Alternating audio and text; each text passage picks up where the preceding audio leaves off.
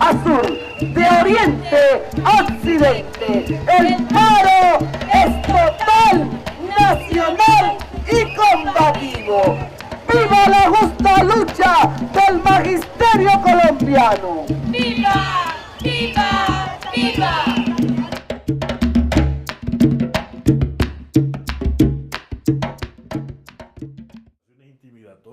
En este nuevo capítulo de nuestro programa, Entre Líneas, hablaremos de la llamada de atención que los docentes le están haciendo al gobierno, al declararse en paro indefinido, obligados por la precariedad de condiciones en que tienen que desempeñar su profesión, al tiempo que aludiremos a la mala nota que obtuvo la ministra de Educación, Gina Parodi, al tratar de responder a las peticiones de los maestros.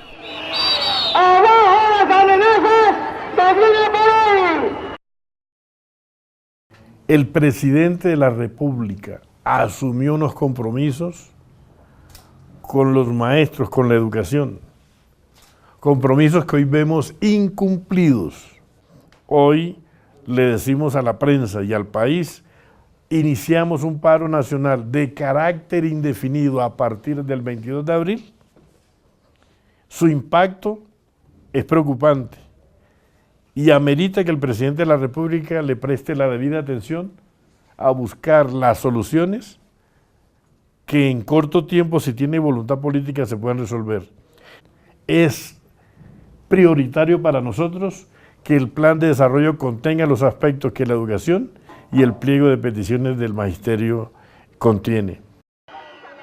El miércoles 22 de abril, miles de docentes de todo el país se declararon en paro indefinido y salieron a las calles a enseñar la verdadera problemática que enfrenta la educación pública en Colombia.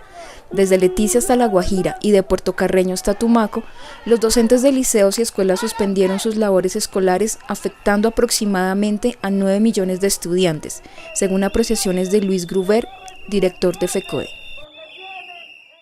Nos estamos movilizando por una educación pública científica y democrática y por dignificación del trabajo de los docentes. Nos movilizamos en defensa de la educación pública. Estamos luchando por una educación digna y de calidad que nos están robando indiscriminadamente.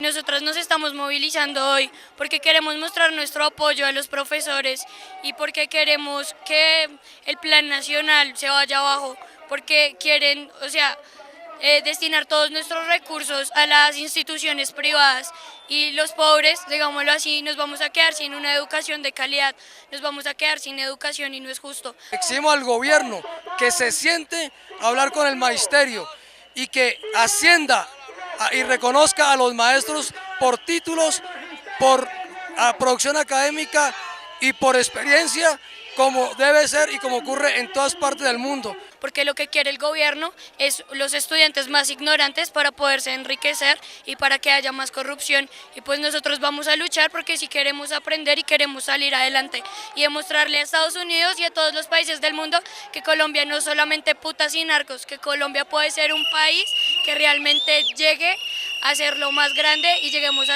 tener calidad de educación y ser los mejores estudiantes y las mejores personas. Gracias. La llamada hora cero fue acordada por los educadores debido a la falta de soluciones efectivas y realistas a las peticiones presentadas por el magisterio ante el gobierno el pasado 26 de febrero. Entre ellas, garantizar el régimen prestacional de salud del gremio, respetar la política educativa, modificar el Plan Nacional de Desarrollo en su negativa a la existencia de los 3 años de preescolar, brindar condiciones reales para la jornada única, reconocer los acuerdos ya logrados entre FECODE y el gobierno Santos, así el reajuste justo para el salarial de los educadores. Lamentamos que el gobierno nacional, en más de 50 días que lleva el proceso de negociación, no hemos llegado a encontrar de parte del gobierno respuestas de fondo a las peticiones. En el entendido que las peticiones no solo integran reivindicaciones de los maestros, sino la defensa de la educación pública como derecho. Y dentro de ello, el preescolar de 3 grados, la alimentación y transporte útiles para nuestros estudiantes, ambientes generosos. En ese marco también decimos que nos oponemos a que se convierta la educación en una oportunidad de negocio para los mercaderes. Pero, ¿qué es lo que en resumidas cuentas exige la Federación de Educadores en este pliego de peticiones? Melba Rincón, profesora integrante de la Asamblea de Delegados de la Asociación Distrital de Educadores, nos explica punto por punto en qué consisten las consignas del sector. A pesar de que nosotros, entre comillas, tenemos un régimen. Este pliego de peticiones que presentamos el 26 de febrero contempla 4 puntos básicos. Uno, que es la nivelación salarial. ¿Qué implica la nivelación salarial? Los estudios hechos tanto por la Federación como por el gobierno, como por la Fundación Compartir, han demostrado que salarialmente los profesionales de la educación, que somos los docentes, que tenemos títulos, doctorados, igual que cualquier otra profesión, estamos mal remunerados en este país y tenemos una brecha de diferencia entre un profesional de la educación y un profesional de cualquier otra área, un médico, un ingeniero, un agrónomo. Para el estudio de Compartir, esa brecha es del 18%. Para el estudio de la Universidad Nacional, es el que mandó a hacer la Federación Colombiana, es una brecha del 28%. Y para otro estudio que tiene el gobierno es una brecha de 22%. ¿Por qué FECODE presenta el punto de la nivelación salarial? La hemos venido peleando toda la vida. En el año 96, a cambio de esa nivelación salarial, con el gobierno de Samper se negoció la prima de vacaciones, que los maestros, a pesar de ser empleados estatales, no teníamos derecho a la prima de vacaciones. Entonces logramos una prima de vacaciones que no es igual al resto de la prima de vacaciones de los trabajadores estatales, porque la de nosotros equivale al 50% del salario. Y esa prima, si nosotros dejamos de trabajar un día sin justificación, se pierde. Para el resto de los trabajadores estatales, la prima es proporcional al tiempo trabajado y equivale a los días de las vacaciones. El año pasado, en mayo, FECODE le presenta a la Federación, hacemos un paro porque el gobierno no ha cumplido los acuerdos que se habían firmado en el pliego de peticiones anteriores reconocido. Y entonces peleamos lo de la nivelación salarial y el presidente de la República, como estaba en campaña electoral, entonces dijo sí, los maestros deben ser bien pagados. Ya había salido el estudio de Compensar, en que mostraba definitivamente, pues, en un estudio que no era ni de la Federación ni del gobierno, sino de una entidad de empresarios por la educación, ¿cierto? Entonces se veía que efectivamente había una gran brecha. Tenemos el otro punto, que es el que tiene que ver con el ascenso y reubicación del 1278, porque precisamente en el paro del año pasado el gobierno también aceptó que esa prueba era una prueba absurda, la del examen de competencias. El magisterio jamás se ha negado la evaluación, ¿cierto? Jamás se ha negado la evaluación. Lo que consideramos es que la evaluación, el ascenso y la reubicación salarial no puede estar hasta a la evaluación. La evaluación es de carácter formativo, pedagógico, para mejorar, pero no tiene por qué estar atado al salario de los docentes. Entonces, lo que nosotros decimos, sí a la evaluación formativa, pedagógica, pero no atada al ascenso y la reubicación de los docentes del 1278. El otro punto que tenemos es el de salud.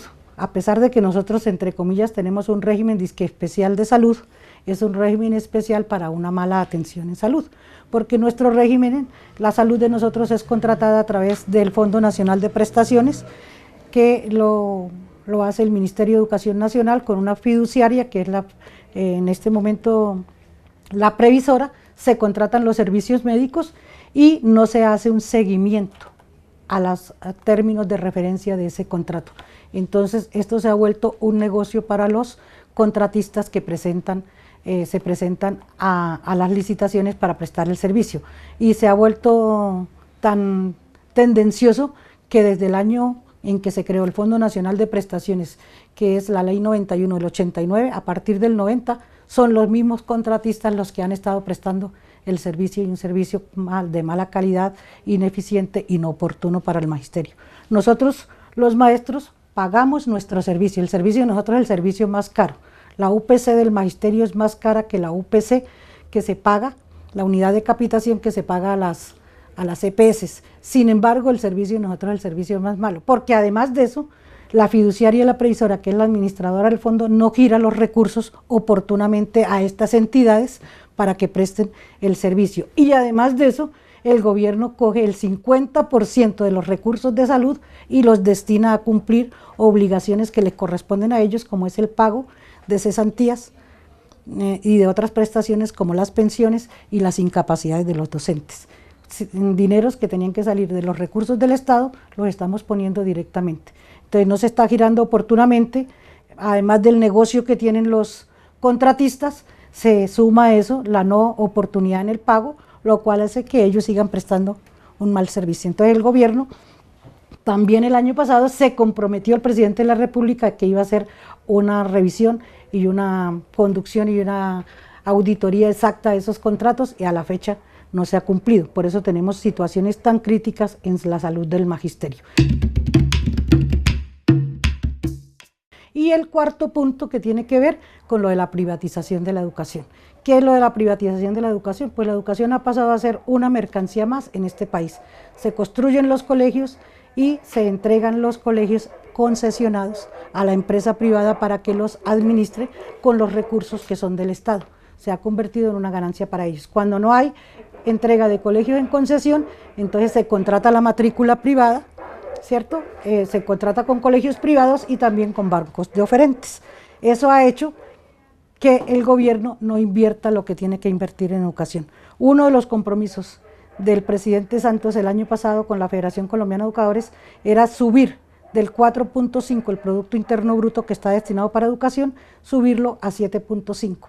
Hoy en el plan de desarrollo, a pesar de que los 3 ejes del plan de desarrollo son paz, equidad y educación, ni tiene paz, ni tiene equidad, ni tiene educación, porque no están los recursos disponibles para que realmente se dé estos procesos. Y pues anexos a esos 4 puntos que son fundamentales, hay otros puntos de incumplimiento que han venido dándose por parte del gobierno. Igual tiene que ver con lo de la jornada única. Nosotros no nos oponemos a la jornada única. La Federación Colombiana de Educadores, en su lucha en el año 94 por la Ley General de Educación, establecimos en ese acuerdo la jornada única. Lo que pasa es que queremos una jornada única de calidad, pero no la calidad de que habla la ministra, porque es que la calidad no es solo recargada sobre los maestros, la calidad tiene que ver con las condiciones de infraestructura y de inversión que hay en la educación.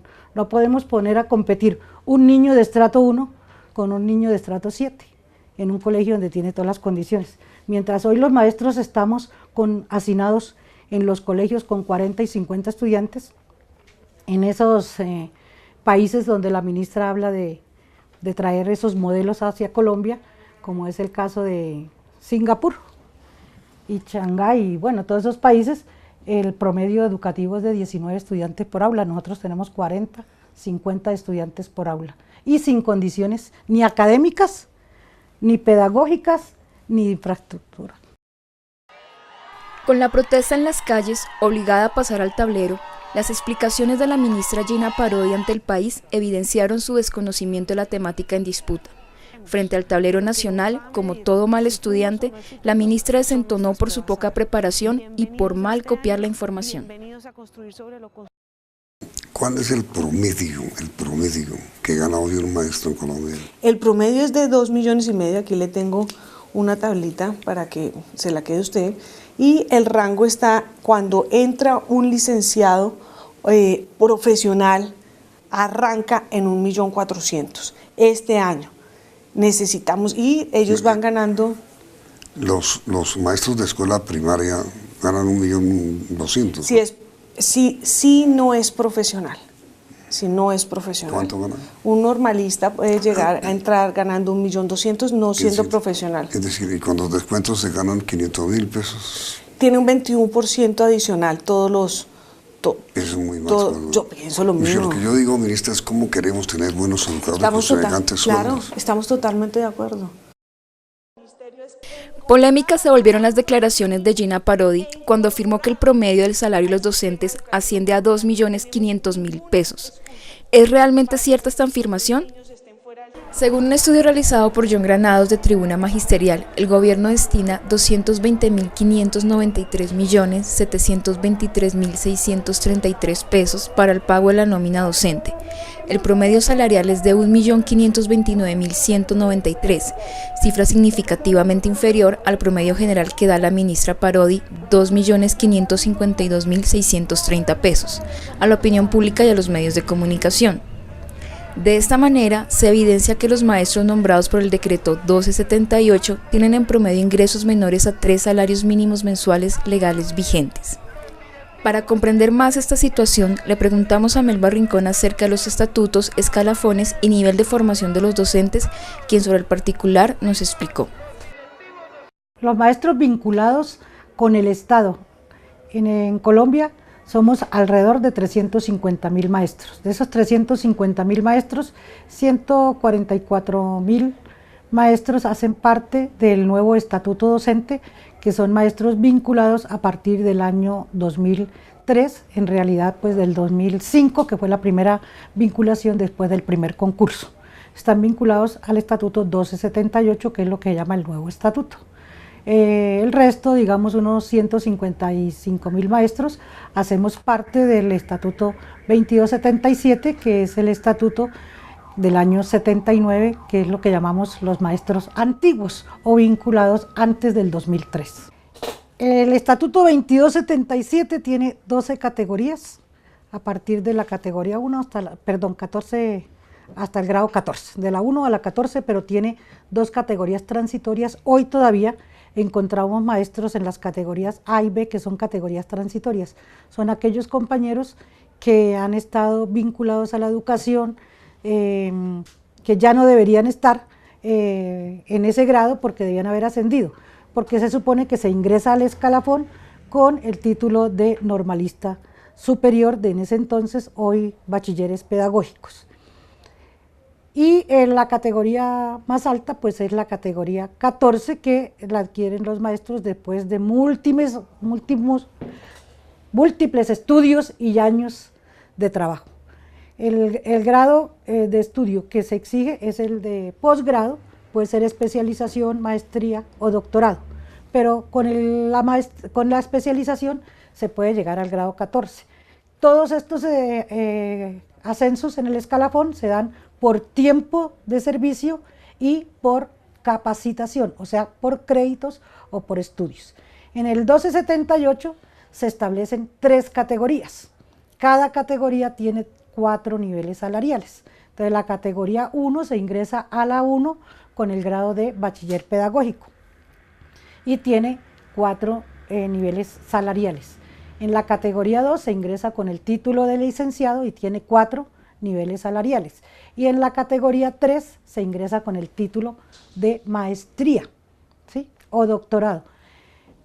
Como ustedes pueden ver, todos tienen 4 categorías, 4 niveles salariales. ¿Qué pasa ahí? El grado de especialización no se contempla en el 1278.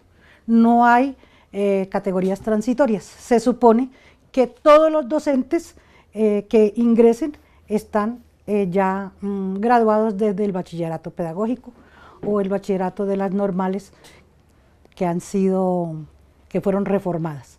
Aquellos bachilleres pedagógicos de anteriores normales, antes de la reforma, no tienen posibilidad de ingresar a ser docentes en el 1278. Requiere que sean egresados de las nuevas normales. ¿Qué le podemos decir a esto? Los ascensos en el 1278 se dan por nivelación, la nivelación salarial, y los ascensos en cada uno de los títulos se requiere el examen de competencias, que es un examen escrito que el ICFES se hace a través del ICFES, pero que no lo diseña el ICFES. Es una prueba escrita que no valora el trabajo de los docentes ni el conocimiento de los docentes. Es una prueba para nosotros que está regida única y exclusivamente por lo que tiene que ver la situación presupuestal. O sea, se establece un presupuesto y los maestros deben sacar un 80% en esa prueba para poder ascender en el escalafón o para reubicarse salarialmente. Si no asciende, porque además requiere el título, ¿no? Pero requiere el examen de competencia para ascender de un grado al otro. Pero ahí no terminó todo. En declaraciones públicas, Parodi afirmó que las exigencias de la agremiación docente no son realistas con la situación económica del país y que para aumentar el salario del docente debería realizarse una reforma constitucional. Yamid, ellos sobre todo se están concentrando en el tema de la nivelación salarial. ¿Qué dijo el gobierno? El gobierno dijo, nosotros estamos en capacidad de aumentar un 10%, pero desafortunadamente esta cifra no le sirvió a FECODE. 10%. ¿Me está hablando del aumento general de salarios? No, por encima del aumento general de salario en los próximos 4. El que aumentó el gobierno 3%. Exactamente, sería por encima. De tal manera que... Usted ofreció 10% más. 10% más. Y ellos piden... 28. 28 es una cifra que pues no, el presupuesto general, el que pagamos todos los colombianos a través de los impuestos, no alcanza para... Pero tengo entendido, señora ministra, que usted les ofreció el 10%. Pero con una reforma constitucional. Además, con una reforma constitucional. No, pero bueno, mejor dicho. ¿Me explico? Sí, por favor. La plata de la educación nos llega a nosotros a través de la Constitución que establece, esta es la plata para la educación. Lo que yo les dije es, el próximo año se reforma el Sistema General de Participaciones, ya tenemos que presentar ese proyecto de ley muy pronto, un proyecto de reforma constitucional, ahí, digamos claramente, que hay una nivelación salarial, que quede desde la Constitución. ¿Pero por qué dice la ministra que es necesaria una reforma constitucional para aumentar el salario al docente? Y ahí es donde la ministra dice que esa nivelación salarial, para que se dé, debe ser con una reforma constitucional. Sencillamente porque desde el año 2001 se hizo la reforma constitucional del Sistema General de Participaciones, que luego se volvió a hacer otra reforma en el año 2007, ¿sí? Y entonces, ¿qué tenemos ahí? Que estas dos reformas han quitado presupuesto a la educación ha perdido más de 51 billones de pesos en el presupuesto nacional y por eso la ministra habla de que para poder hacer la nivelación salarial se requiere reformar el acto legislativo 01 del 2005, que es la reforma, la última reforma constitucional. Es tan engañoso el manejo de las cifras del gobierno que el Observatorio Laboral del Ministerio de Educación decía que el desnivel era entre el 18 y el 22. Eso lo dijeron hasta el año pasado. Ahora que vino el compromiso, hicieron otro estudio y dice que es el 10. Eso lo están ofreciendo, cierto, pero condicionado a que si hay reforma constitucional el próximo año y la reforma habilita nuevos recursos, nos podrán cumplir con el 10. Yo pregunto, ¿y si no hay reforma? ¿Y si no habilitan nuevos recursos? ¿Qué nos están ofreciendo? Nada. Lo importante es que educación, como derecho fundamental, tenga la financiación suficiente para que ese derecho del Estado sea garante de financiarlo. Hoy no tiene posibilidades de financiarlo. Y dentro de la financiación está preescolar de 3 grados, alimentación escolar, transporte, útiles, pero también el salario de los maestros. Perdón, la nivelación con compromiso de Santos. Lo que estamos pidiendo es que cumpla. En las aulas y en las calles, profesoras y profesores continúan dictando una lección de dignidad, recordándole, voz en cuello al gobierno nacional, las problemáticas que les afectan y los requerimientos necesarios para hacer de la docencia una profesión a la altura de su misión. Es así como el 27 de abril, delegaciones de todo el país se dieron cita en la Gran Toma de Bogotá, recordándole a los funcionarios públicos encargados del sector que ni las amenazas ni la manipulación de la opinión pública los hará desistir del paro que adelantan. Ahora le corresponde a la sociedad calificar la protesta en marcha, al gobierno de Juan Manuel Santos por el tratamiento que le brinda este conflicto y a la ministra por su falta de preparación a la hora del examen que le toma la FECODE. Una educación con calidad tiene que pensarse desde una reforma social justa, sin una reforma social, ya sea pregonada desde los procesos de paz o ya sea porque el impulso del movimiento civil las logre cuajar como reformas, porque estamos acostumbrados en Latinoamérica a las reformas, no podemos más, se tienen que dar para que haya una educación para todos, no para que haya una educación selectiva que genere más división entre los estratos creados para los impuestos y los servicios públicos. Yo creo que la gratuidad tiene que ser un propósito nacional, no solamente para el sector privado, para el sector de los primaria, secundaria, debe darse la educación gratuita y de buena calidad, y para tener eso se debe mejorar las condiciones de los profesores. Eso no tiene discusión. Lo que nos falta hoy en día lo queremos en nuestro futuro, no para nosotros, sino para nuestros hijos y para las generaciones que siguen. Si tenemos una educación de calidad, con justicia, con equidad verdaderamente, tendríamos un país, una sociedad muy buena, maravillosa. La ministra se niega a ascender a los maestros por méritos y sí está diciéndole al país que los maestros queremos ascender sentados en un puesto. No es cierto, lo que pedimos es ascender por el reconocimiento precisamente a nuestro trabajo, a nuestra experiencia, a nuestra producción académica.